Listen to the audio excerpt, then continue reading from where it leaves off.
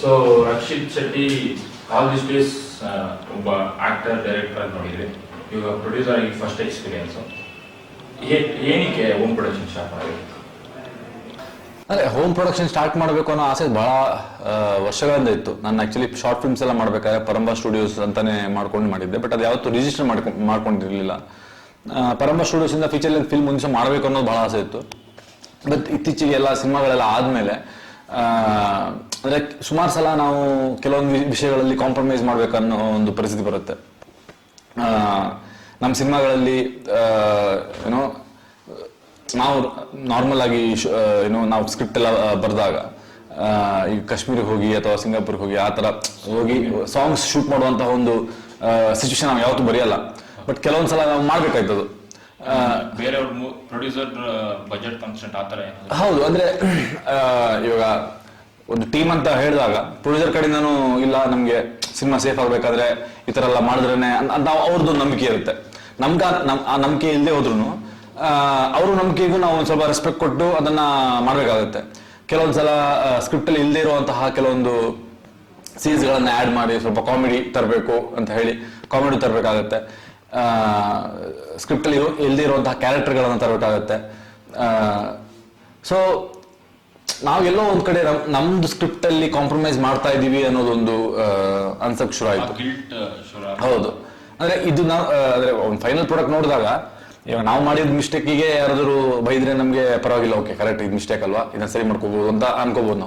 ನಾವು ಮಾಡದೇ ಇರುವಂತಹ ಮಿಸ್ಟೇಕ್ಗಳಿಗೆಲ್ಲ ಬೈಯಕ್ಕೆ ಶುರು ಮಾಡಿದ್ರೆ ಜನರು ಅವಾಗ ಸುಮ್ಮನೆ ಅಂದ್ರೆ ನಮ್ಗೆ ಇದಕ್ಕೂ ಸಂಬಂಧನೇ ಇಲ್ಲ, ಆದ್ರೂ ಸುಮ್ಮನೆ ಆಮೇಲೆ ನಾವು ಏನೋ ಒಂದು ಕನ್ಸ್ ಕಟ್ಕೊಂಡು ಒಂದು ಸಿನಿಮಾ ಮಾಡಬೇಕು ಅಂತ ಹೊರಟಿರ್ತೀವಿ.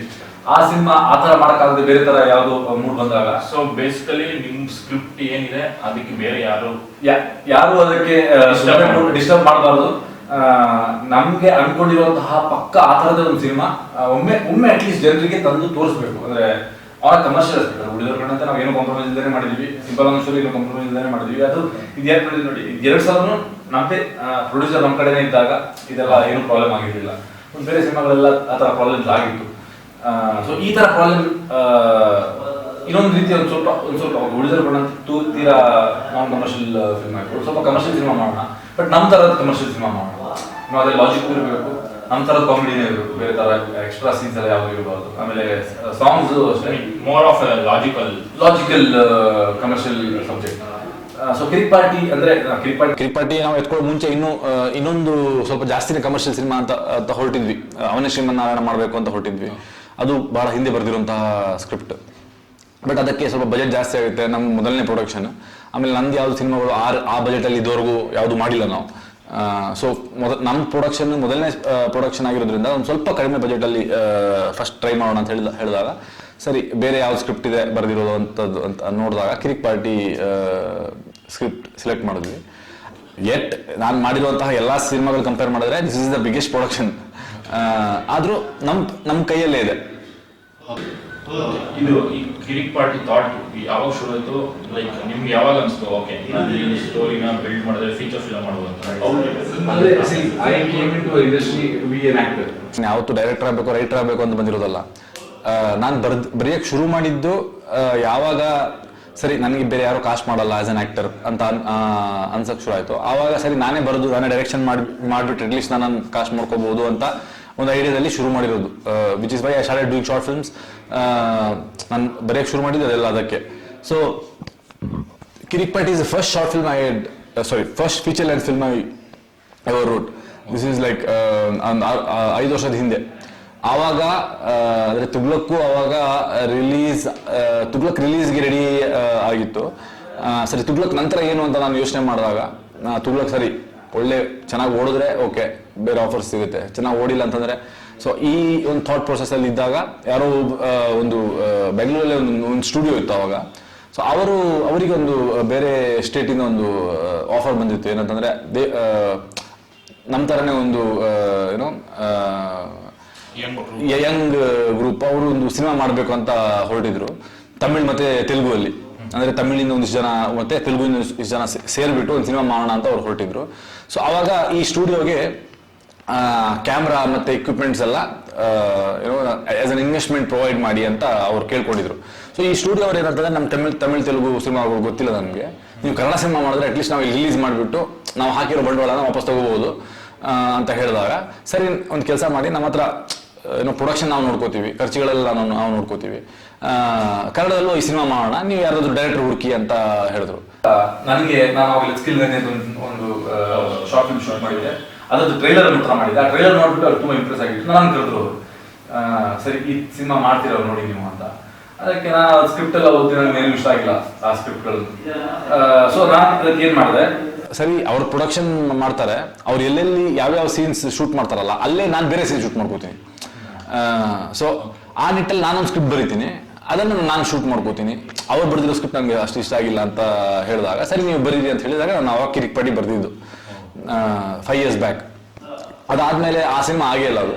ಸೊ ಸ್ಕ್ರಿಪ್ಟ್ ಹಂಗೆ ಉಳ್ಕೊಳುತ್ತು. ಆಮೇಲೆ ನಂಗೆ ಸಿಂಪಲ್ ಒಂದು ಸಿಕ್ತು, ಅದೆಲ್ಲ ಏನೋ ಉಳಿದವ್ರ ಕಂಡಂತೆ ಆಯ್ತು, ಅದೆಲ್ಲ ಆಯಿತು. ಸೊ ಈ ಸ್ಕ್ರಿಪ್ಟ್ ಯಾವತ್ತೂ ಒಳಗಡೆ ಇತ್ತು, ಯಾವತ್ತಾದ್ರು ಮಾಡಬೇಕು ಅನ್ನೋ ತುಂಬಾ ಆಸೆ ಇತ್ತು. ಹೌದು ಹೌದು. ಬಟ್ ನನಗೆ ಉಳಿದವ್ರ ಕಂಡಂತೆಲ್ಲ ಆದ್ಮೇಲೆ ಡೈರೆಕ್ಷನ್, ಈ ಸ್ಕ್ರಿಪ್ಟ್ ನ ಡೈರೆಕ್ಷನ್ ಮಾಡ್ಬೇಕು ಅನ್ನೋ ಆಸೆ ಹೊರಟೋಯ್ತು. ಬಟ್ ಈ ಬರ್ದಿರೋ ಕ್ಯಾರೆಕ್ಟರ್ ಇದೆಯಲ್ಲ, ಆಸ್ ಅನ್ ಆಕ್ಟರ್ ನಾನು ಮಾಡಬೇಕು ಅಂತ ಬರ್ತಿದ್ದು. ಸೊ ಆ ಆಸೆ ಇನ್ನೂ ಇತ್ತು ಒಳಗಡೆ. ಸೊ ಆವಾಗ ಯಾವತ್ತೊಮ್ಮೆ ನಾನು ರಿಷಬ್ಬಿಂಗ್ ಮಾತಾಡ್ಕೋಬೇಕಾದ್ರೆ, ಮಗ ಅದು ಸ್ಕ್ರಿಪ್ಟ್ ಇತ್ತಲ್ಲ ಅದು ಮಾಡೋಣ ಅಂತ ಹೇಳಿದಾಗ, ಇಲ್ಲ ಮಚ್ಚ ನಾನು ಡೈರೆಕ್ಷನ್ ಮಾಡಲ್ಲ ಅಂತ ಹೇಳಿದೆ.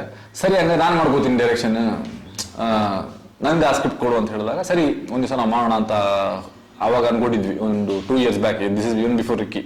ಸೊ ರಿಕ್ಕಿ ಎಲ್ಲ ಆದ್ಮೇಲೆ ನಾವೇ ನಮ್ಮದೇ ಪ್ರೊಡಕ್ಷನ್ ಮಾಡಬೇಕು ಅಂತ ಹೊರಟಾಗ, ಕಿರಿಕ್ ಪಾರ್ಟಿನ ನಾವು ಎತ್ಕೊಂಡಾಗ, ಸೊ ರಿಷಬ್ ಡೈರೆಕ್ಷನ್ ಮಾಡೋದು, ನಮ್ಮದೇ ಪೂರ್ತಿ ಟೀಮ್ ಇರುತ್ತೆ. ಉಳಿದವ್ರ ಕಂಡಂತೆ ಏನು ಟೀಮ್ ಇತ್ತು ಅದೇ ಸೇಮ್ ಟೀಮ್, ಅಂದರೆ same music director Rajneesh, same cinematographer Karm Chawla, ಈ ಥರ ಮಾಡ್ಕೊಂಡು ಈ ಸಿನಿಮಾ ಮಾಡೋಣ ಅಂತ ಹೊರಟಿದ್ವಿ.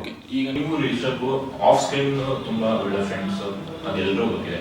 ಸೊ ನೀವು ಫ್ರೆಂಡ್ಶಿಪ್, ನಿಮ್ಮ ಬಾಂಡಿಂಗ್ ಆನ್ ಸ್ಕ್ರೀನ್ ಒಂದು ಸಿನಿಮಾ ಮಾಡಬೇಕಾದ್ರೆ ಎಷ್ಟು ಹೆಲ್ಪ್ ಆಗುತ್ತೆ ಅಂಡ್ ಹೇಗೆ ಬರುತ್ತೆ? ರಿಷಬ್ ಮಾತ್ರ ಅಲ್ಲ, ಅಂದ್ರೆ ಅಜಿತ್ ಶೋಕ್ಲಾದ್ ಆಗ್ಲಿ ಅಥವಾ ಕರ್ಮ್ ಚಾವ್ಲಾ ಆಗ್ಲಿ, ನಮ್ಮ ಪೂರ್ತಿ ತಂಡಕ್ಕೆ ನಾನು ಏನಾದ್ರು ಒಂದು ಬರ್ದ್ರೆ ಅದನ್ನ ಪಕ್ಕ ಅದನ್ನ ಸ್ಕ್ರೀನ್ ಮೇಲೆ ಹೆಂಗೆ ತರಬೇಕು ಅನ್ನೋದು ಗೊತ್ತು. ಹೌದು, ಅದೇ ಆಲ್ರೆಡಿ ನಾವು ಉಳಿದವರು ಕಣ್ಣಂತೇಳಿ ವರ್ಕ್ ಮಾಡಿದ್ವಿ ಜೊತೆಗೆ. ಅವಾಗ ರಿಷಬ್ ನನ್ನ ಅಸಿಸ್ಟೆಂಟ್ ಡೈರೆಕ್ಟರ್ ಆಗಿ ವರ್ಕ್ ಮಾಡಿದ್ದ. ಸೊ ಕರ್ಮ್ ಚಾವ್ಲಾ, ಅಜಿತ್ ಲೋಕನಾಥ್ ಎಲ್ಲ ಇದ್ರು. ಆಮೇಲೆ ರಿಷಬ್ ಜೊತೆ ನಾನು ಕಿರಿಕ್ ಪಾರ್ಟಿನೂ ಮಾಡಿದೆ. ನಾನು ಮಾಡಿರೋ ಶಾರ್ಟ್ ಫಿಲ್ಮ್ ಕನ್ಫೆಷನ್ ಆಫ್ ಸ್ಪಿನ್ನಲ್ಲಿ ಅಸಿಸ್ಟೆಂಟ್ ಡೈರೆಕ್ಟರ್ ವರ್ಕ್ ಮಾಡಿದ್ದಾನೆ. ಸೊ ಪಕ್ಕ ಗೊತ್ತು ಅವ್ರಿಗೆ, ಎಲ್ರಿಗೂ what I am looking for ಅಂತ, ನಾನು ಬರ್ದಿರೋಂಥ ಸೀನ್ನ. ಆಮೇಲೆ ನಾವು ಪ್ರೀ ಪ್ರೊಡಕ್ಷನ್ ಯಾವ ಹಂತದಲ್ಲಿ ಕೆಲಸ ಮಾಡ್ತೀವಿ ಅಂತಂದ್ರೆ, ಆಲ್ಮೋಸ್ಟ್ 3-4 months ನಾವು ಬರಿಬೇಕಾದ್ರೆ, ಅಂದ್ರೆ 5 years ಬ್ಯಾಕ್ ಬರ್ದಿರೋಂಥ ಸ್ಕ್ರಿಪ್ಟ್ನ ತಿರ್ಗಾ ರಿವೈಸ್ ಮಾಡಿ ನಾವು ಅದಲ್ಲಿ ಸುಮಾರು ವರ್ಕ್ ಮಾಡಿದ್ವಿ ತಿರ್ಗಾ. ಸೊ ಅದನ್ನ ವರ್ಕ್ ಮಾಡ್ಬೇಕಾದ್ರೆ ನಾವು ಏನೋ ಎಲ್ಲ ಡಿಸ್ಕಸ್ ಮಾಡ್ತಾ ಇದ್ವಿ, ಶಾರ್ಟ್ಸ್ ಹೆಂಗಿರ್ಬೇಕು ಪಕ್ಕ ಎಲ್ಲ ಡಿಸ್ಕಷನ್ ಅಲ್ಲೇ ಆಗ್ತಿತ್ತು. ಸೊ ಆನ್ ಸ್ಪಾಟ್ ಹೋಗ್ಬೇಕಾದ್ರೆ ಆಸ್ ಅ ರೈಟರ್ ನಾನು ಏನ್ ಅನ್ಕೊಂಡ ಬರ್ದಿದ್ದೀನಿ ಆ ಸೀನ್ ಅಂತ ರಿಷಬ್ಗೆ ಪಕ್ಕ ಗೊತ್ತು, ಕರ್ಮ್ ಚಾವ್ಲಾಗೂ ಪಕ್ಕ ಗೊತ್ತು ಇದನ್ನ ಏನ್ ಅನ್ಕೊಂಡು ಬರ್ದಿದ್ದಾನೆ ಅಂತ. ಆಮೇಲೆ ಆನ್ ಸ್ಪಾಟ್ ಸ್ವಲ್ಪ ಡಿಸ್ಕಷನ್ ಆಗೇ ಆಗುತ್ತೆ. ಬಟ್ ಇಲ್ಲಿ ನಮ್ಮ ಯಾರ ಮಧ್ಯದಲ್ಲೂ ಸ್ವಲ್ಪ ಈಗೋಸ್ ಕಡಿಮೆ. ಆ ಈಗೋಸ್ ಯಾವುದು ಬರಲ್ಲ. ಅಂದ್ರೆ ಆಸ್ ಎ ರೈಟರ್ ನಾನು ಏನಾದ್ರು ಇನ್ಪುಟ್ ಕೊಟ್ಟರು ಓಕೆ, ಅಂದ್ರೆ ಅಲ್ಲಿ ಇವನ್ ಆಕ್ಟರ್ ಆಗಿ ಇನ್ಪುಟ್ ಕೊಡ್ತಾ ಇದ್ದಾನೆ ಅಂತ ಅಂದ್ಕೊಳ್ಳಲ್ಲ, ಇವನ್ ರೈಟರ್ ಆಗಿ ಇನ್ಪುಟ್ ಕೊಡ್ತಾ ಇದ್ದಾನೆ ಅಂತ ನಾನು ಅನ್ಕೋತಾನೆ. ಆಮೇಲೆ ಅಲ್ಲೊಂದು ನಾರ್ಮಲ್ ಆಗಿ ಪ್ರತಿ ಸಿನಿಮಾದಲ್ಲೂ ಅಷ್ಟೇ, ಈ ಸಿನಿಮಾ ಅಂತಲ್ಲ ಎಲ್ಲ ಸಿನಿಮಾದಲ್ಲೂ ನಾವು ಅಂಡರ್ಸ್ಟ್ಯಾಂಡಿಂಗ್ ಇದೆ. ಆಮೇಲೆ ಒಂದು ಹೆಲ್ದಿ ಡಿಸ್ಕಷನ್ ಆಗುತ್ತೆ. ಅದನ್ನ ಯಾರು ಏನು ಅನ್ಕೊಳ್ಳಲ್ಲ ಪೂರ್ತಿ ತಂಡ. ಸೊ ಅದೇ ಇವಾಗ ಅಜನೀಶ್ ಲೋಕನಾಥ್ ಬಗ್ಗೆ ಹೇಳ್ತಾ ಮ್ಯೂಸಿಕ್ ಅಂತ, ಈಗ ಫಸ್ಟ್ ಫಿಲಮ್ಗೆ I mean with your first film ಉಳಿದವ್ರ ಕಣ್ಣಂತೆ ಅವ್ರಿಗೆ ಸ್ಟೇಟ್ ಅವಾರ್ಡ್ ಬಂತು, ನಿಮಗೂ ಸಹ ಬಂತು. ಸೊ ನಿಮ್ಮಿಬ್ಬರಿಗೂ ಒಂದು ಚಾಲೆಂಜ್ ಇತ್ತು, ನೆಕ್ಸ್ಟ್ ಮತ್ತೆ ನೀವಿಬ್ರು ಕಂಬೈನ್ ಆಗಬೇಕಾದ್ರೆ ಒಂದು ಒಳ್ಳೆ ಮ್ಯೂಸಿಕ್ ಆಲ್ಬಮ್ ಬರಲೇಬೇಕು ಅಂತ ಜನ ಎಕ್ಸ್ಪೆಕ್ಟ್ ಮಾಡ್ತಾರೆ. ಸೊ ಅದು ಎಷ್ಟು ಚಾಲೆಂಜಿಂಗ್ ಆಗಿತ್ತು ಅಂದ್ರೆ ನಾವು ನಾರ್ಮಲ್ ಆಗಿ ಯಾವತ್ತು ಓಕೆ ಜನರಿಗೋಸ್ಕರ, ಅಂದ್ರೆ ಜನರಿಗೆ ಇಷ್ಟ ಆಗಬೇಕು, ಸೊ ಆ ಥರ ಒಂದು ಆಲ್ಬಮ್ ಮಾಡೋಣ ಅಂತ ಯಾವತ್ತೂ ನಾವು ಅನ್ಕೊಂಡು ಮಾಡಿಲ್ಲ. ನಾವು ವರ್ಕ್ ಮಾಡ್ಬೇಕಾದ್ರೆ ನಮ್ಗೆ ಇಷ್ಟ ಆಗ್ಬೇಕು ಮೊದಲು, ಓಕೆನಾ, ನಮ್ಗೊಂದು ಕಿಕ್ ಕೊಡ್ಬೇಕು ಪ್ರತಿ ಸಲ. ಆಮೇಲೆ ನಾರ್ಮಲ್ ಆಗಿ ಏನಾಗುತ್ತೆ, ನಾವು ಶೂಟಿಂಗ್ ಶುರು ಆದಾಗ ಒಂದು ಆಲ್ಮೋಸ್ಟ್ 4-5 months ಮುಂಚೆನೇ ಸಾಂಗ್ಸ್ ಎಲ್ಲ ರೆಡಿ ಮಾಡ್ಕೊಂಡಿರ್ತೀವಿ. ಶೂಟಿಂಗ್ ಹೋಗೋ ಟೈಮಲ್ಲಿ ಆಲ್ರೆಡಿ ಬೋರ್ ಆಗಿರುತ್ತೆ. ಸೊ ಅದಾಗಬಾರ್ದು ನಮ್ಗೆ. ಇವಾಗ ಹಂಸಲೇಖ ಸಾಂಗ್ಸ್ ಎಲ್ಲ 80s ಸಾಂಗ್ಸ್ ಎಲ್ಲ ಹೆಂಗೆ ಇವಾಗ ಕೇಳಿದ್ರು ನಮ್ಗೆ ಅಷ್ಟು ಇಷ್ಟ ಆಗುತ್ತೆ, ಇವಾಗಲೂ ಕೇಳಬೇಕು ಅಂತ ಅನ್ಸುತ್ತಲ್ಲ, ಹಂಗೆ ಅನ್ಸ್ತಾ ಹೋಗ್ಬೇಕು. ಶೂಟಿಂಗ್ ಮುಗ್ದು ನಾವು ಪೋಸ್ಟ್ ಪ್ರೊಡಕ್ಷನ್ ಟೈಮಲ್ಲೂ ನಮ್ಗೆ ಹಂಗೆ ಅನಿಸ್ತಾ ಇದ್ರೆ ಜನರಿಗೆ ಡೆಫಿನೆಟ್ಲಿ ಇಷ್ಟ ಆಗುತ್ತೆ ಅನ್ನೋ ಒಂದು ಗ್ಯಾರಂಟಿ ನಮಗೆ. ಆಮೇಲೆ ಒಂದೊಂದು ಸಾಂಗ್ ಮೇಲೆ ನಾವು ತುಂಬಾ ವರ್ಕ್ ಮಾಡ್ತೀವಿ. ಅಂದ್ರೆ ಅಜ್ಜು ಒಂದು ಏನೋ ಮಾಡಿ ಕಳಿಸ್ತಾನೆ, ನನ್ಗೆ ಇಷ್ಟ ಆಗಲ್ಲ, ಇಲ್ಲ ಅಜ್ಜು ಬೇರೆ ಏನೋ ಮಾಡ್ಬೇಕು ಅಂತ ತಿರ್ಗಾ ಏನೋ ಮಾಡಿ ಕಳಿಸ್ತಾನೆ. So that is work rework ಇದೆಲ್ಲ ಆಗಿ ಕೊನೆಗೆ ಒಂದು ಔಟ್ಪುಟ್ ಬರುತ್ತೆ. So basically we are working for our self. ಅದು ನಮ್ಗೆ ಇಷ್ಟ ಆದಾಗ ಜನರಿಗೆ ಇಷ್ಟ ಆಗುತ್ತೆ ಅನ್ನೋ ಒಂದು ಕಾನ್ಫಿಡೆನ್ಸ್ ಅಲ್ಲಿ ವರ್ಕ್ ಮಾಡ್ತಿರೋದು ಬಿಟ್ರೆ ಉಳಿದವ್ರ ಕಂಡಂತೆ ಇಷ್ಟ ಆಯ್ತು. ಸೊ ಅಂದ್ರೆ ಆಡಿಯೋ ಆಲ್ಬಮ್ ಅಷ್ಟೇ ಆ ರೇಂಜಿಗೆ ಏನೋ ಜನರಿಗೆ ಇಷ್ಟ ಆಯ್ತು, ಇವಾಗ ಇನ್ನೂ ಜಾಸ್ತಿ ಇಷ್ಟ ಆಗಬೇಕು ಅನ್ನೋ ಒಂದು ಕಾನ್ಸೆಪ್ಟ್ ಅಲ್ಲಿ ವರ್ಕೇ ಮಾಡಲ್ಲ. ಸಿನಿಮಾಗೆ ಏನ್ ಬೇಕು ಅದನ್ನೇ ನಾವು ಮಾಡ್ತಾ ಹೋಗ್ತೀವಿ. ಬಟ್ ನೀವು ಹಂಗ್ ವರ್ಕ್ ಮಾಡಿದ್ರೆ ಇವಾಗ ಸಾಂಗ್ಸ್ ಎಲ್ಲ ದೊಡ್ಡ ಹಿಟ್ ಆಗಿದೆ, ವೈರಲ್ ಆಗಿದೆ. ತಿರುಗೋಗಿ ಸಾಂಗ್ ಆಗಿರ್ಬೋದು, ಮತ್ತೆ ಬೆಳಗೆದ್ದು ನೀವು ಅಷ್ಟು ಒಂದು ಹಾರ್ಡ್ ವರ್ಕ್ ಮಾಡಿ ಏನೋ ಒಂದು ನಿಮ್ಮ ಥಾಟ್ಸ್ ಅಲ್ಲಿ ಮ್ಯೂಸಿಕ್ ಅಥವಾ ಕಾಂಪೋಸಿಷನ್ ಶಾರ್ಟ್ಸ್ ಎಲ್ಲ ಇಟ್ಟಾಗ ಜನಕ್ಕೆ ಇಷ್ಟ ಆದಾಗ ಹೆಂಗ ಅನ್ಸುತ್ತೆ? ಲೈಕ್ ಅಂದ್ರೆ ಇವಾಗ ಏನಂತಂದ್ರೆ ಸ್ವಲ್ಪ ಅಂದ್ರೆ ನನ್ಗೆ ಅದ್ರ ಜಡ್ಜ್ಮೆಂಟ್ ಹೋಗ್ಬಿಟ್ಟಿದೆ. ಯಾಕಂತಂದ್ರೆ ಮೈ ಸಿನಿಮಾ ಇಂಡಸ್ಟ್ರಿಯಲ್ಲಿ ಪಕ್ಕ ಲೈಫ್ ಶುರು ಆಗಿದ್ದು ನಂಗೆ ಸಿಂಪಲ್ ಅನ್ನೋ ಸ್ಟೋರಿಯಲ್ಲಿ. ಸಿಂಪಲ್ ಅನ್ನೋ ಟ್ರೈಲರ್ ಬಂದಾಗ ಅದು ಇಟ್ಟಾಯ್ತು. ಸಿಂಪಲ್ ಅನ್ನೋ ಸ್ಟೋರಿ ಸಾಂಗ್ಸ್ ಬಂತು, ಅದೆಲ್ಲ ಏನೋ ಒಂದು ಹೊಸದಾಗಿ ಏನೋ ಆ ವಸ್ತುಗಳೆಲ್ಲ ಹಾರೋ ಥರ ಎಲ್ಲ ಮಾಡಿದ್ವಿ, ಅದು ಹಿಟ್ಟಾಯಿತು. ಸೊ ಉಳಿದವ್ರ ಕಂಡಂತೆ ಟ್ರೈಲರ್ ಬಂದಾಗ ಅದು ಹಿಟ್ಟಾಯಿತು. ಸೊ ಮಾಡಿದೆಲ್ಲ ಅಟ್ಲೀಸ್ಟ್ ಆನ್ಲೈನಲ್ಲಂತೂ ಒಂದು ರೇಂಜಿಗೆ ಏನೋ ಹೌದು ಒಂದು ರೇಂಜಿಗೆ ಹೆಸರು ಮಾಡ್ತಾ ಇದೆ. ಸೊ ನಮ್ದು ಇವಾಗ ಏನಾಗ್ತದೆ ನನ್ಗೆ ಗೊತ್ತು, ನನ್ನ ಸಿನಿಮಾದಲ್ಲಿ ಪ್ರತಿ ಟ್ರೈಲರ್ ನಾನೇ ಕಟ್ ಮಾಡೋದು. ಸೊ ಜನರಿಗೆ ಏನು ಇಷ್ಟ ಆಗುತ್ತೆ ಅಥವಾ ನನ್ಗೆ ಏನು ಇಷ್ಟ ಆಗುತ್ತೆ ಜನರಿಗೆ ಇಷ್ಟ ಆಗುತ್ತೆ ಅನ್ನೋ ಒಂದು ಕಾನ್ಫಿಡೆನ್ಸ್ ಅಲ್ಲಿ ನಾನು ಪ್ರತಿ ಸಲ ಕಟ್ ಮಾಡ್ತೀನಿ. ಅದು ಡೆಫಿನೆಟ್ಲಿ ಆಗೇ ಆಗುತ್ತೆ. ಇವಾಗ ಏನಂತಂದ್ರೆ ನಮಗೆ ಪ್ರತಿ ಸಿನಿಮಾದಲ್ಲಿ ಒಂದು ಕಲೆ ಸಿಗುತ್ತೆ. ಅಂದ್ರೆ ಓಕೆ ಒಂದು ಟ್ರೈಲರ್ ಹಿಂಗೆ ಅಂದಮೇಲೆ ಜನ ಏನು ಎಕ್ಸ್ಪೆಕ್ಟೇಷನ್ ಇಟ್ಕೊಂಡು ಏನೋ ಥಿಯೇಟ್ರಿಗೆ ಜನ ಬರ್ತಾರೆ. ಥಿಯೇಟ್ರಿಗೆ ಬಂದಮೇಲೆ ಅವ್ರಿಗೆ ಏನಾದರೂ ಕೆಲವು ಸಲ ಯಾಕೆ ಡಿಸಪಾಯಿಂಟ್ ಆಗುತ್ತೆ, ಇದನ್ನು ನಾವು ಕಲಿಯಕ್ಕೆ ಟ್ರೈ ಮಾಡ್ತಾ ಇದ್ವಿ. ಅಂದ್ರೆ ಉಳಿದವ್ರ ಕಂಡಂತೆ ಟ್ರೈಲರ್ ಮತ್ತೆ ಸಿನಿಮಾ ಸ್ವಲ್ಪ ಬೇರೆ ಬೇರೆ ತರ ಇದೆ ಅಂತ ಅನಿಸ್ತು ಜನರಿಗೆ. ಟ್ರೈಲರ್ ತುಂಬಾ ಫಾಸ್ಟ್ ಆಗಿದೆ, ಸಿನಿಮಾ ಅಷ್ಟೇ ಫಾಸ್ಟ್ ಆಗಿರುತ್ತೆ ಅಂತ ಬಂದ್ರು.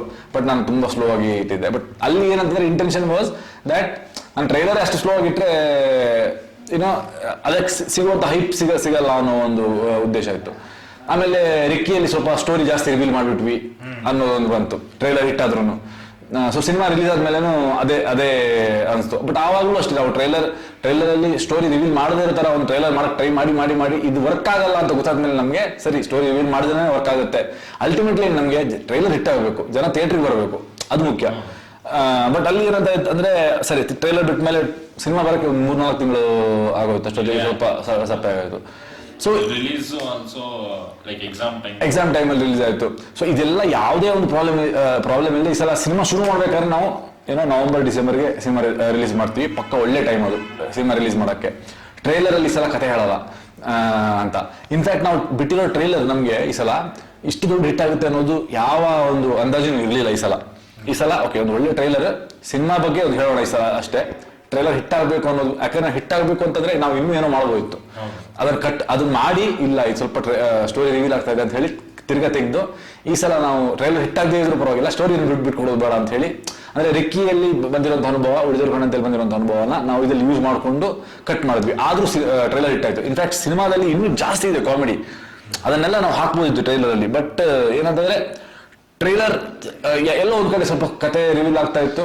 ಆಮೇಲೆ ನಮ್ಗೆ ಈ ಸಿನಿಮಾದಲ್ಲಿ ಇರುವಂತಹ ಕಾಮಿಡಿ ಹೆಂಗಂತಂದ್ರೆ ಈ ಪಂಚಿಂಗ್ ಡೈಲಾಗ್ಸ್ ಇಲ್ಲ. ನಾನು ಒಂದು ಡೈಲಾಗಲ್ಲಿ ನಿಮ್ಗೆ ಏನೋ ನಗ್ಸಕ್ಕಾಗಲ್ಲ. ಈ ಸಿನಿಮಾದಲ್ಲಿ ಹೆಂಗಂದ್ರೆ ನೀವು ಏನೋ ಹೇಳ್ತೀರಾ, ಈಗ ನಾವು ಮಾತಾಡ್ತಾ ಕನ್ವರ್ಸೇಷನ್ ಆಗುತ್ತಲ್ಲ, ಆ ತರ ಕಾಮಿಡೀಸ್ ಇರೋದು, ಸಿಚುವೇಶನಲ್ ಕಾಮಿಡೀಸ್.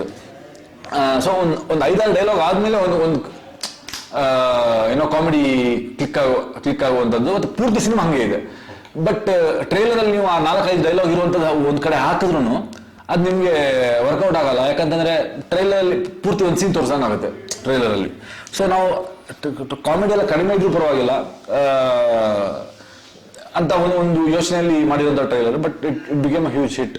ಸೊ ನೀವು ಹೇಳಿದ್ರಿ ನಿಮ್ಮ ಕಾಲೇಜ್ ಎಕ್ಸ್ಪೀರಿಯನ್ಸಸ್ ಎಲ್ಲ ಬಿಟ್ಕೊಂಡು ಬೆಳೆದಿರುವಂಥ ಸ್ಟೋರಿ, ಎಷ್ಟು % of the scenes real incidents ಇರುತ್ತೆ? ಆಲ್ಮೋಸ್ಟ್ ಒಂದು 70%. ಅಂದ್ರೆ ಏನ್ ಗೊತ್ತಾ, ಪ್ರತಿ ಸೀನು ನನ್ನ ಕಾಲೇಜ್ ಲೈಫಲ್ಲಿ ಆಗಿರುವಂತಹ ಸೀನ್ಗಳೇ. ಕೆಲವೊಂದೆಲ್ಲ ನನಗೆ ಆಗಿದೆ, ಕೆಲವೊಂದೆಲ್ಲ ನನ್ನ ಫ್ರೆಂಡ್ಸ್ಗೆ ಎಕ್ಸ್ಪೀರಿಯನ್ಸ್ ಆಗಿದೆ. ಬಟ್ ನಾನು ಇಲ್ಲಿ ಏನ್ ಮಾಡಿದ್ದೀನಿ, ಎಲ್ಲ ಸ್ವಲ್ಪ ಇಂಪ್ರೂವೈಸ್ ಮಾಡಿಬಿಟ್ಟು ಸಿನಿಮ್ಯಾಟಿಕ್ ಮಾಡಿಬಿಟ್ಟು ಎಲ್ಲ ಒಂದು ಕ್ಯಾರೆಕ್ಟರ್ ಆಗೋ ತರ ಮಾಡಿದ್ದೀನಿ. Because the story revolves around him. But ಒಂದು ಆಲ್ಮೋಸ್ಟ್ 70-80% ರಿಯಲ್ ಆಗಿರುವಂಥ ಇನ್ಸಿಡೆಂಟ್ಸೇ. ಬಟ್ ಏನಂತಂದ್ರೆ ಅದನ್ನ ಹೆಂಗೆ ನಾವು ಪ್ಲೇಸ್ ಮಾಡಿದೀವಿ ಅಂತಂದ್ರೆ, ಇವಾಗ ಫಾರ್ ಎಕ್ಸಾಂಪಲ್ ಇವಾಗ ಕಾಲೇಜಲ್ಲಿ ನನ್ನ ಲೈಫಲ್ಲಿ ಫಸ್ಟ್ ಇಯರ್ ಅಲ್ಲಿ ಒಂದು ಇನ್ಸಿಡೆಂಟ್ ಆಗಿರ್ಬೋದು, ಸೆಕೆಂಡ್ ಇಯರ್ ಅಲ್ಲಿ ಒಂದು ಇನ್ಸಿಡೆಂಟ್ ಆಗಿರ್ಬೋದು, ಥರ್ಡ್ ಇಯರ್ ಅಲ್ಲಿ ಒಂದು ಇನ್ಸಿಡೆಂಟ್ ಆಗಿರ್ಬೋದು, ಫೋರ್ತ್ ಇಯರ್ ಇನ್ಸಿಡೆಂಟ್ ಆಗಿರ್ಬೋದು. ಬಟ್ ನಮ್ಮ ಸಿನಿಮಾದಲ್ಲಿ ಆ 4 ಇನ್ಸಿಡೆಂಟ್ ಫಸ್ಟ್ ಇಯರ್ ಆಗೋ ತರ ತೋರಿಸ್ತೀನಿ ನಾನು ಬೇಕಿದ್ರೆ. ಅಥವಾ ಆ 4 ಇನ್ಸಿಡೆಂಟ್ ಫೈನಲ್ ಇಯರ್ ಅಲ್ಲಿ ಆಗೋ ಥರನೇ ತೋರಿಸ್ತೀನಿ. ಯಾಕಂತಂದ್ರೆ ಇಲ್ಲಿ ಯಾಕಂದ್ರೆ ಒಂದು ಕತೆ ಇದೆ, ಆ ಕತೆಗೆ ಆ ಇನ್ಸಿಡೆಂಟ್ ನಾನು ಹೆಂಗೆ ಹಿಡಿತಾ ಹೋಗ್ಬೇಕು, ಜೋಡಿಸ್ತಾ ಹೋಗ್ಬೇಕು ಅನ್ನೋದು ಪ್ಲಾನ್ ಅಲ್ಲಿ ಅದನ್ನ ಮಾಡಿದ್ವಿ. ಬಟ್ ಎಲ್ಲ ಆಗಿರುವಂತಹ ಇನ್ಸಿಡೆಂಟ್ಗಳೇ ಆಲ್ಮೋಸ್ಟ್ ನಾವು ನೋಡ್ಬೇಕಾದ್ರೆ ಜನರಲಿ ನಮ್ಮ ಕಾಲೇಜಲ್ಲಿ ಎಲ್ಲ ನೋಡಿರೋದು ಆ ಫೀಲ್ ಕೊಡೋಣ. ಎಕ್ಸಾಕ್ಟ್ಲಿ ಪ್ರತಿಯೊಬ್ರು ರಿಲೇಟ್ ಮಾಡ್ಕೋಬೇಕು. ಇವಾಗ ಕಾಲೇಜ್ ಹೋಗ್ತಿರೋರು ರಿಲೇಟ್ ಮಾಡ್ಕೋಬೇಕು, ನಾಳೆ ಕಾಲೇಜ್ ಹೋಗೋರು ಹಿಂಗೆಲ್ಲ ಆಗುತ್ತಾ ಕಾಲೇಜಲ್ಲಿ ಅಂತ ರಿಲೇಟ್ ಮಾಡ್ಕೋಬೇಕು. ಇನ್ನೊಂದು ಕಾಲೇಜ್ ಬಿಟ್ಟು ಬಂದವರು ನಾವಿರ್ಬೇಕಾದ್ರೆ ಹಿಂಗೆ ಆಗ್ತಿತ್ತಲ್ಲ, ಅದು ಏನು ಚೇಂಜ್ ಆಗಿಲ್ಲ ಅಂತ ಅನ್ಸ್ಬೇಕು. ಸೊ ನಾವು ಸ್ಟೋರಿ ಸೆಟ್ ಮಾಡ್ಬೇಕಾದ್ರೂ ಅಷ್ಟೇ, ಅಂದ್ರೆ 2000 ಆ ಥರ 2004 2005 ಆ ಟೈಮಲ್ಲಿ ಸಿನಿಮಾ ಸೆಟ್ ಮಾಡಿದ್ವಿ. ಯಾಕಂದ್ರೆ ಇವತ್ತಿನವರು ರಿಲೇಟ್ ಮಾಡ್ಕೋಬೇಕು, ಮೊನ್ನೆಯವರು ರಿಲೇಟ್ ಮಾಡ್ಕೋಬೇಕು. ಆಮೇಲೆ ಸೊ ಬೇಸಿಕಲಿ ಒಮ್ಮೆ ಕಾಲೇಜ್ ಲೈಫ್ ಬಂದು ಹೋಗ್ಬೇಕು ಎಲ್ರದ್ದು ಕಣ್ಮುಂದೆ. ಹೌದು. ಆಮೇಲೆ ಕೊನೆಗೆ ನೀವು ಸಿನಿಮಾ ನೋಡಿ ಹೊರಗೆ ಬಂದಾಗ ಒಂದು ಒಳ್ಳೆ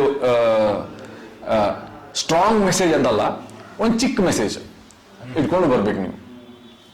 ಸೊ ಈಗ ಉಳಿದವರು ಕಂಡಂತೆ ನೋಡಿರುವಂಥ ಆಡಿಯನ್ಸ್ ಲೈಕ್ ಏನೋ ಒಂದು ಡಿಫ್ರೆಂಟ್ ಆಗಿ ಎಕ್ಸ್ಪೆರಿಮೆಂಟ್ ಮಾಡಿರ್ತಾರೆ ಅನ್ನೋ ಒಂದು ಇದಿರುತ್ತೆ.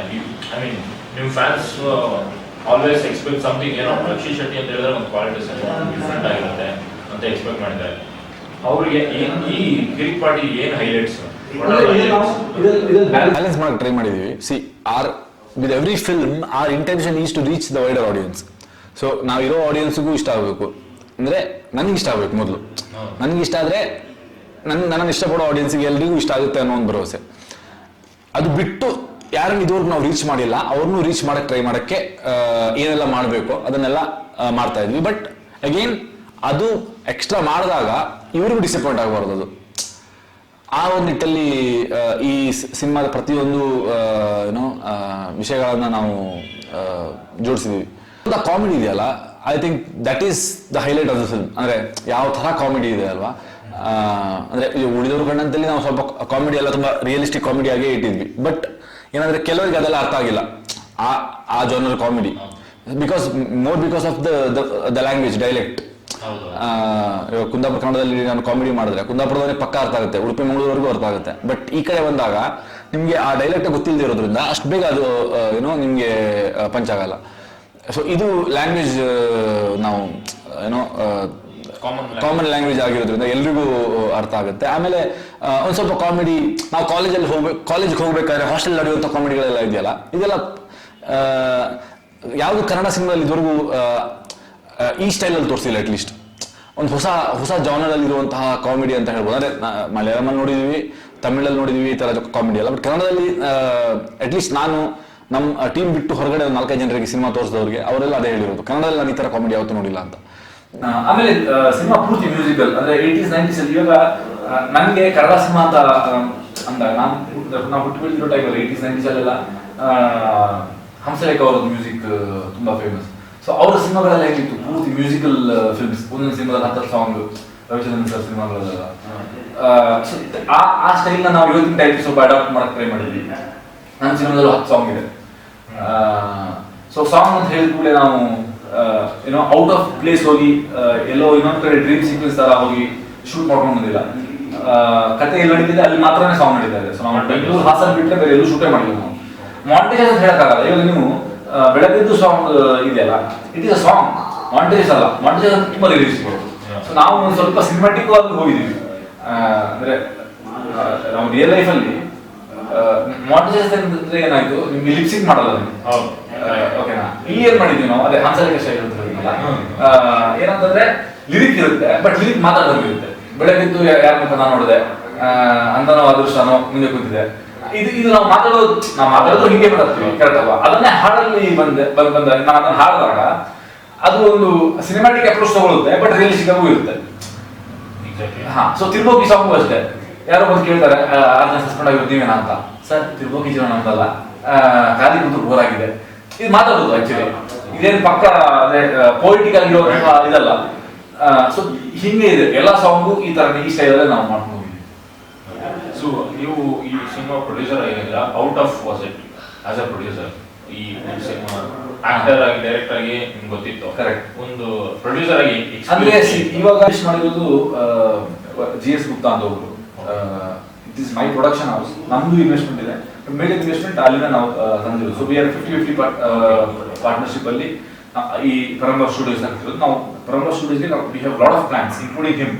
ಅಂದ್ರೆ ಆಸ್ ಲಾಂಗ್ ಎಸ್ ನಾನು ಇವಾಗ ಕಿರಿಕ್ ಪಾರ್ಟಿ ಸಕ್ಸಸ್ ಮಾಡಿ ತೋರಿಸಿದ್ರೆ is gonna bring a lot of investment from his side. Is a big shot, ಅಂದ್ರೆ ತುಂಬಾ ದೊಡ್ಡ ಬಿಸ್ನೆಸ್ ಮ್ಯಾನ್ ದುಬೈಯಲ್ಲಿ ಅವರು. ಸೊ ಇಲ್ಲಿ ಏನಂತಂದ್ರೆ ನನ್ಗೆ ಇವಾಗ ಕಿರಿಕ್ ಪಾರ್ಟಿಲಿ ಪ್ರೂವ್ ಮಾಡಿ ತೋರಿಸಲೇಬೇಕಿತ್ತು. ಅಂದ್ರೆ ಈ ಸಿನಿಮಾ ಸಕ್ಸಸ್ ಮಾಡಿ ತೋರಿಸಿದ್ರೇನೆ ಮುಂದೆ ದೊಡ್ಡ ದೊಡ್ಡ ಪ್ಲಾನ್ಸ್ ಇದೆ, ಬರೀ ಸಿನಿಮಾ ಮಾಡೋದಲ್ಲ. We are planning for middle class multiplexes all over Karnataka. ಆಮೇಲೆ ಒಂದು ಸ್ಟುಡಿಯೋ ಮಾಡೋಣ ಅಂತ ಒಂದು ದೊಡ್ಡ ಪ್ಲಾನ್ ಅಲ್ಲಿ ಇದ್ದೀವಿ. ಸೊ ಈ ತರ ಇನ್ನು ಬಿಲ್ಡ್ ಆನ್ ಪ್ಲಾನ್ಸ್ ಇದೆ which will work out and there is ಮನಿ.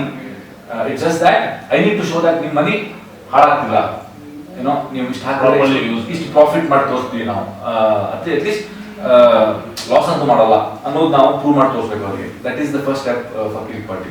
ಇಲ್ಲಿ ನಾನು ಆಸ್ ಎ ಪ್ರೊಡ್ಯೂಸರ್ ಆಗಿ ವರ್ಕ್ ಮಾಡ್ಬೇಕಾದ್ರೆ ನಾನು ಇಲ್ಲೂ ಅಂದ್ರೆ I have a huge big team. ನಾನು 5 ವರ್ಷದಲ್ಲಿ ಸಂಪಾದನೆ ಮಾಡಿರುವಂತಹ ದೊಡ್ಡ ವಿಷಯ ಏನು ಅಂತ ಹೇಳಿದ್ರೆ ಒಂದು ಒಳ್ಳೆ ತಂಡ. ಅದಕ್ಕಿಂತ ದೊಡ್ಡದು ಬೇರೆ ಏನೂ ಇಲ್ಲ. ಒಳ್ಳೆ ತಂಡ ಇದ್ಬಿಟ್ರೆ I can completely depend on them. ನನ್ನ ಕೆಲಸ ಏನ್ ಬೇಕು ಅದನ್ನು ಮಾಡ್ಕೊಂಡು ಹೋಗೋದು. ಸೊ ನಾನು I was busy with acting, I was busy with writing. ಇದೆಲ್ಲ ನಾನು ಬಿಸಿ ಆಗಿರೋದ್ರಿಂದ ನನಗೆ ಪ್ರೊಡಕ್ಷನ್ ಮೇಲೆ ಜಾಸ್ತಿ ಕಾನ್ಸಂಟ್ರೇಟ್ ಮಾಡೋಕ್ಕೆ ನನಗೆ ಟೈಮ್ ಕೊಡಕ್ಕೆ ಆಗ್ತಾ ಇರಲಿಲ್ಲ. ಸೊ ನನ್ನ ಹತ್ರ ತಂಡ ಇದೆ ಒಂದು ಒಳ್ಳೆ. ಅಂದ್ರೆ ಪ್ರತಿಯೊಬ್ಬರು ಎಲ್ಲ ಡಿಪಾರ್ಟ್ಮೆಂಟ್ ಅಲ್ಲಿ ಕೆಲಸ ಮಾಡಿದ್ದಾರೆ. ಪ್ರಮೋದ್ ಶೆಟ್ರು ಅವರು ನಮ್ಮ ಎಲ್ಲ ಸಿನಿಮಾಗಳು ಆಕ್ಟ್ ಮಾಡ್ತಾ ಬಂದಿದ್ರು. ಮಿಕ್ಕಿ ಆಕ್ಟ್ ಮಾಡಿದ್ರು, ಮತ್ತೆ ಆಕ್ಟ್ ಮಾಡಿದ್ದಾರೆ, ಈ ಸಿನಿಮಾದಲ್ಲಿ ಆಕ್ಟ್ ಮಾಡಿದ್ದಾರೆ. ಬಟ್ ಇವಾಗ ಅವ್ರಿಗೆ ಸ್ವಲ್ಪ ಪಾತ್ರ ನಾವು ಬೇಕಂದ್ರೆ ಸ್ವಲ್ಪ ಕಡಿಮೆ ಇತ್ತು ಈ ಸಿನಿಮಾದಲ್ಲಿ. ಅವರಿಗೆ ನಾವು ಎಕ್ಸಿಕ್ಯೂಟಿವ್ ಪ್ರೊಡ್ಯೂಸರ್ ಆಗಿ ಒಂದು ದೊಡ್ಡ ಜವಾಬ್ದಾರಿ ಕೊಟ್ಟಿದ್ವಿ. ಸೊ ಅವರು ಕಂಪ್ಲೀಟ್ ಆಗಿ ಕಾನ್ಸಂಟ್ರೇಟ್ ಮಾಡ್ತಾ ಇದ್ರು. ಆಮೇಲೆ ಇನ್ನೊಂದು ವಿನೋದ್ ದಿವಾಕರ್ ಅಂತ, he was line producer. So ಈ ಪೂರ್ತಿ ಪ್ರೊಡಕ್ಷನ್ ಇದೆ ಅಂದ್ರೆ ಅವ್ರ ಮೇಲೆ ನಾನು ಆ ಜವಾಬ್ದಾರಿಗಳನ್ನು ಅವ್ರಿಗೆ ಕೊಟ್ಟಿದ್ದೆ. ನಾನೇನಂದ್ರೆ ಸದ್ಯ ಶೂಟಿಂಗ್ ಮುಗಿದ್ಮೇಲೆ ಒಮ್ಮೆ ಅಪ್ಡೇಟ್ಸ್ ಕೇಳೋದಷ್ಟೇ. ಎಲ್ಲ ಪಕ್ಕ ಎಲ್ಲ ಕರೆಕ್ಟ್ ಆಗಿ ಹೋಗ್ತಿದ್ಯಾ ಅನ್ನೋದು, ನನ್ನ ಪ್ಲಾನ್ ಪ್ರಕಾರ ಹೋಗ್ತಾ ಇದೆಯಾ ಅನ್ನೋದು ನೋಡ್ತಾ ಇದ್ದೆ ಬಿಟ್ರೆ ಪೂರ್ತಿ ಪ್ರೊಡಕ್ಷನ್ ಹ್ಯಾಂಡಲ್ ಮಾಡಿರೋದು ಅವ್ರಿಗೆ.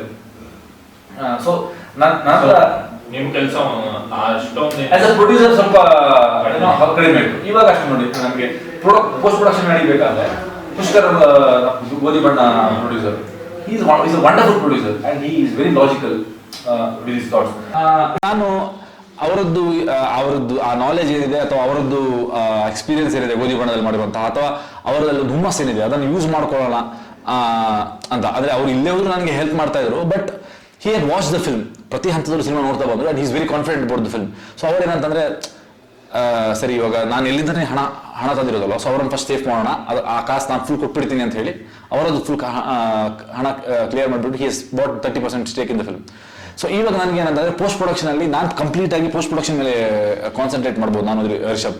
And he is looking after the ಇದು ಏನು ಪಬ್ಲಿಸಿಟಿ ಎಲ್ಲ ಏನೆಲ್ಲ ಮಾಡಬೇಕು ಅದು ಕಂಪ್ಲೀಟ್ ಪುಷ್ಕರ್ ನೋಡ್ತಾ ಇದ್ದಾರೆ. ಆದ್ರೆ ಅವರು ಇಲ್ಲೇ ಹೋದ್ರು ಮಾಡ್ತಾ ಇದ್ರು, ಈ 30% ಸ್ಟೇಕ್ ಕೊಡದೆ ಹೋದ್ರು ಅವ್ರು ಮಾಡ್ತಾ ಇದ್ರು. Because he is passionate about the film. And ಅಂದ್ರೆ ಅವರು ಅನ್ಕಂಡೀಷನಲ್ ಅವರ ಸಪೋರ್ಟ್ ಅವ್ರದ್ದು ಆಗಲಿ, ಅಥವಾ ಹೇಮಂತ್ ರಾವ್ ಗೋಧಿ ಬಣ್ಣ ಡೈರೆಕ್ಟರ್ ಅವರು ಅಷ್ಟೇ ಇವಾಗ ಸ್ವಲ್ಪ ಫ್ರೀ ಇದ್ದಾರೆ. ಅವರು he is also getting involved in the complete process. So this is all unconditional, yet I wanted Pushkar to have a share because as a friend, if the film works out ಅವ್ರಿಗೂ ಒಳ್ಳೇದಾಗುತ್ತೆ. ಇನ್ನೊಂದು ಏನಂತಂದ್ರೆ ಆ cinema release ಆಗೋ ಮುಂಚೆನೆ ನಾನು ಇನ್ವೆಸ್ಟರ್ಸ್ಗೆ ಅವ್ರ ಹಣ ವಾಪಸ್ ಕೊಟ್ಟಂಗಾಗುತ್ತೆ. So they are pretty confident ನಾವು. ಅಂದ್ರೆ ಸಿನಿಮಾ ರಿಲೀಸ್ ಆಗೋ ಮುಂಚೆನೆ ಹಾಕಿದ ಹಣ ಎಲ್ಲ ವಾಪಸ್ ಬಂದ್ಬಿಡ್ತು. ಆಮೇಲೆ ಸ್ಟೇಕ್ಸ್ ಏನಿದ್ರು ಸ್ಯಾಟಲೈಟ್ ಗಿಟ್ಲೈಟ್ ಎಲ್ಲ ಯಾವುದು ಸ್ಟೇಕ್ಸ್ ಇಲ್ಲ, ಬರೀ ಕರ್ನಾಟಕ ಥಿಯೇಟರ್ ರೈಟ್ಸ್ ಅಲ್ಲಿ ಮಾತ್ರ. So we are already on table under profit even before the film releases. So the investors are happy and Pushkar is confident about the film, so he is happy that he has 30% stake in the film. ಅವರನ್ನು safe, ಪುಷ್ಕರ್ನು safe ಮಾಡಕ್ಕೆ ಏನೆಲ್ಲ ಮಾಡಬೇಕು ಅದನ್ನು ಮಾಡಿದ್ದೀವಿ ನಾವು. Because he will recover his money first and then the share will begin. So he is also happy, everybody is happy right now in the team. And ಪಕ್ಕ ಕರೆಕ್ಟಾಗಿ divide ಮಾಡಿಬಿಟ್ಟಿದೀವಿ ಯಾರ್ಯಾರ ಕೆಲಸ ಏನೇನೋ ಅನ್ನೋದು. ಈಗ ನಿಮ್ಮ ಫಾಲೋವರ್ಸ್ ಬಿಟ್ಟು ಅಥವಾ ಸಿನಿಮಾ ಮೂವೀಸ್ ಬಿಟ್ಟು ಬೇರೆ ಜನಕ್ಕೆ ಈ ಕ್ವಶನ್ ಮಾಡೋದು, I mean why should I watch Kirik ಪಾರ್ಟಿನೇ ಏನಕ್ಕೆ ನೋಡ್ಬೇಕು ಅನ್ನೋ ಒಂದು ಫೀಲ್ ಬಂದಾಗ ಅವ್ರಿಗೆ ನೀವೇನು ಹೇಳ್ತೀರಾ? ಒಂದು ಏನಂತಂದ್ರೆ ನಿಮ್ಗೆ ಟ್ರೈಲರ್ ಇಷ್ಟ ಆಗಿ ಸಾಂಗ್ಸ್ ಇಷ್ಟ ಆದ್ರೆ ನಿಮ್ ಪೂರ್ತಿ ಸಿನಿಮಾ ಹಂಗೆ ಇರುತ್ತೆ. ಸೊ ಅಷ್ಟು ಲೈವ್ಲಿ ಆಗಿ ಅಷ್ಟು ಮಜಾ ಕೊಡೋದು ಸಿನಿಮಾ ಹಂಗೆ ಇರುತ್ತೆ.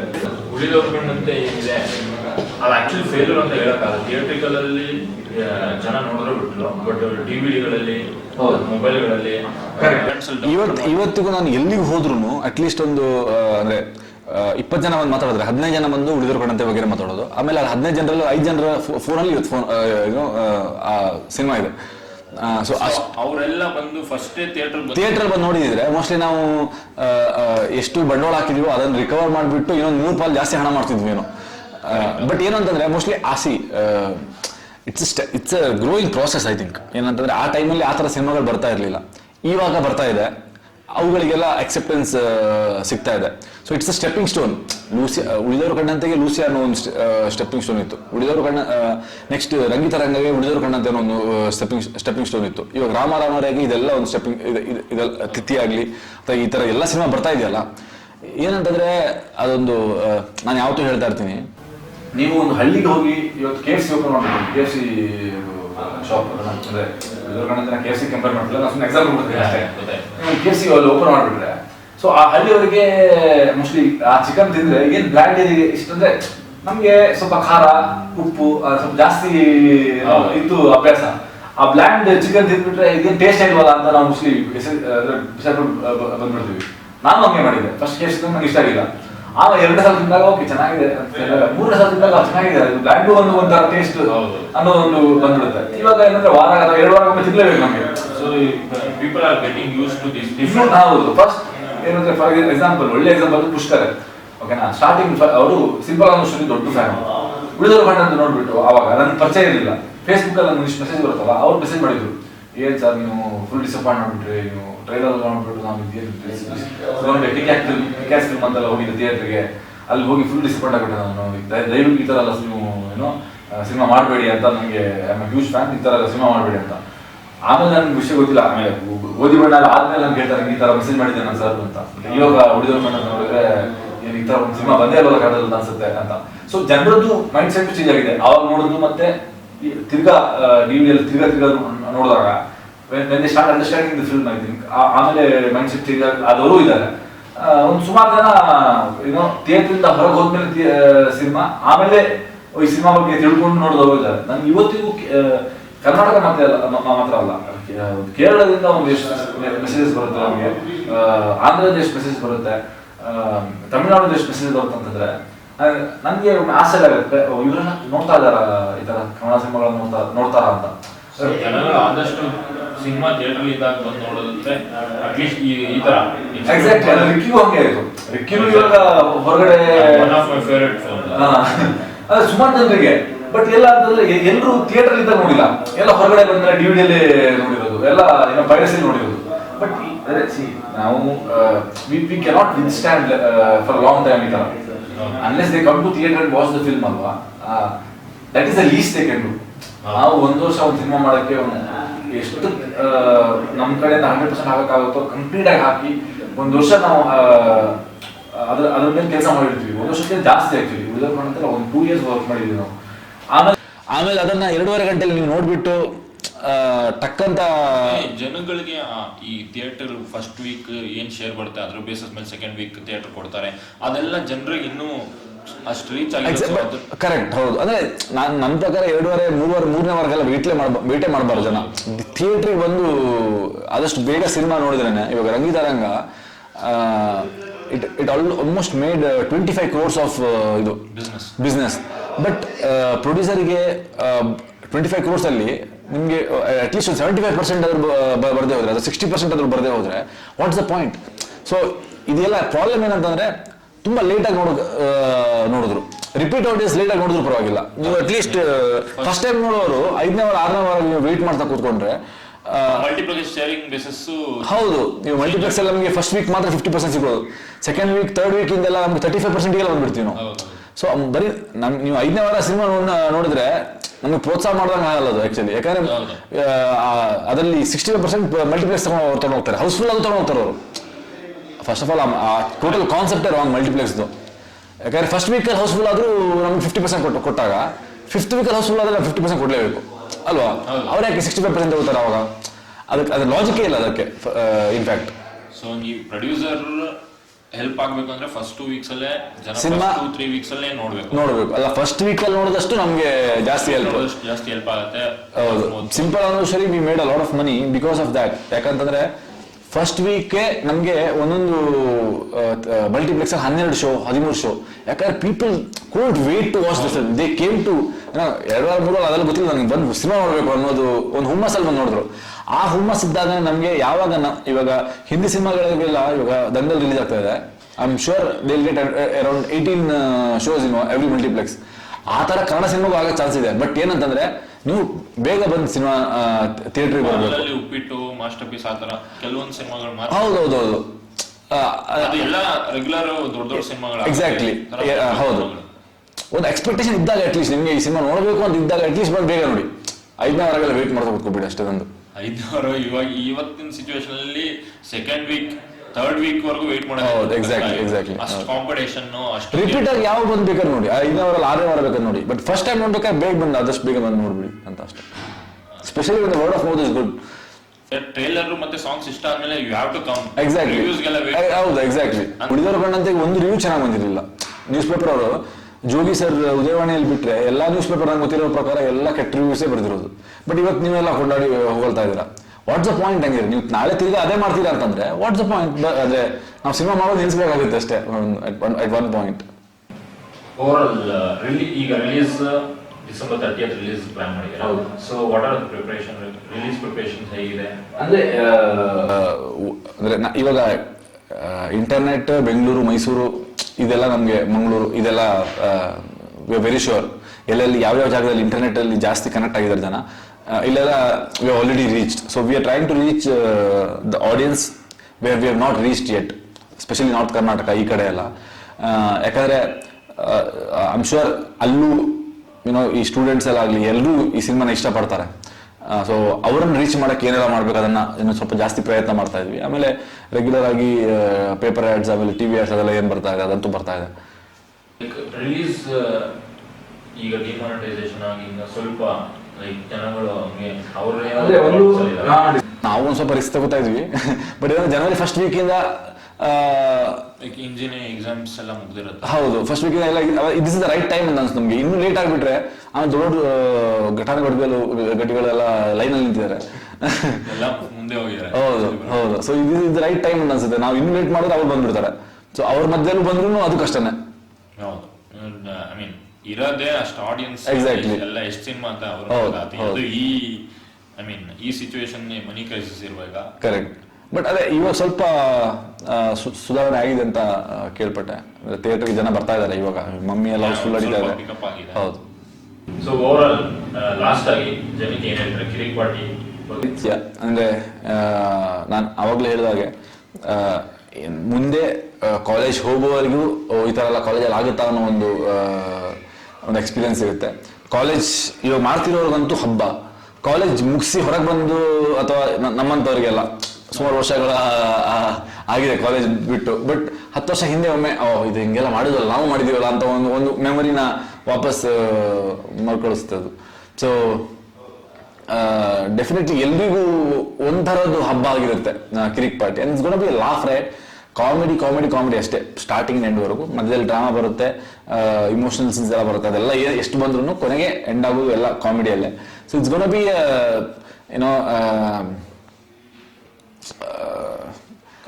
ಕಂಪ್ಲೀಟ್ ಪೂರ್ತಿ ಸಿನಿಮಾನ ಒಂದು ಸ್ಮೈಲ್ ಅಲ್ಲಿ ನೋಡ್ತೀರಾ ನೀವು ಅಷ್ಟೇ. That is my guarantee.